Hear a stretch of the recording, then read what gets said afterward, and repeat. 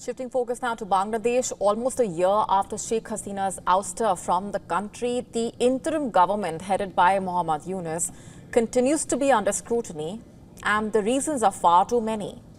The chief one being elections. Clearing the air on that one, Yunus says Bangladesh will now hold elections in February 2026.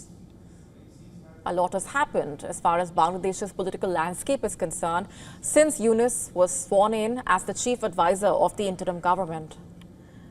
The regime change in Bangladesh in more ways than one has been a turning point for many in the country, one which is born out of a movement sparked by demands for quota reform, and that fast snowballed into a nationwide protest movement. It also arguably marked one of the bloodiest chapters in Bangladesh's history, with mass agitation spanning almost 5 weeks and leading to the deaths of over 1,000 people, reportedly.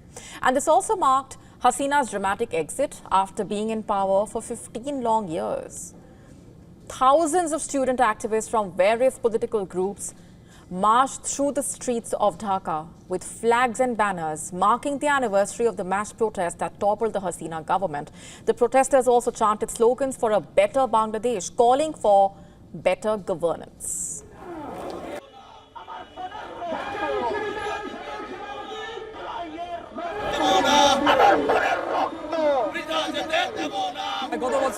On the night of July 21st last year, the authoritarian ruler Sheikh Hasina's administration arrested me from my home, and I had to remain in jail until August 6, 2024. As a result, I couldn't witness and celebrate the events of August 5 last year. Therefore, today I am enjoying that celebration.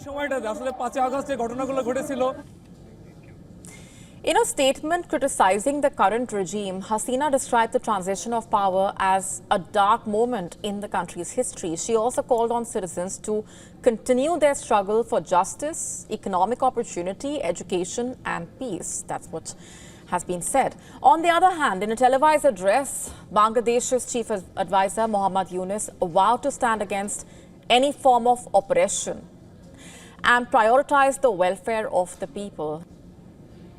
On this July Uprising Day, I solemnly remember the nation's brightest sons, the martyrs of July, with deep respect. I pray for the forgiveness of their souls. To those who were injured, maimed, or lost their sight in July, I extend the nation's gratitude and respect.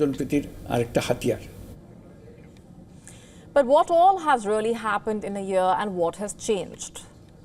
Was Yunus able to deliver on his ambitious promises of improving the fragile security situation and restoring peace and democracy in the country?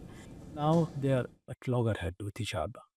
So maybe we may end up having minimum level of consensus, and that will be, I think, good enough for the moment, because under any circumstances, no plea should be sort of used to delay the election further. The path ahead for the Yunus government is fraught with challenges, with opposition parties jostling for power, which leaves the interim government with very little time to prove its merit and cement its base for long term. As uncertainty looms, the question still is, will the high-stakes elections due next year change that?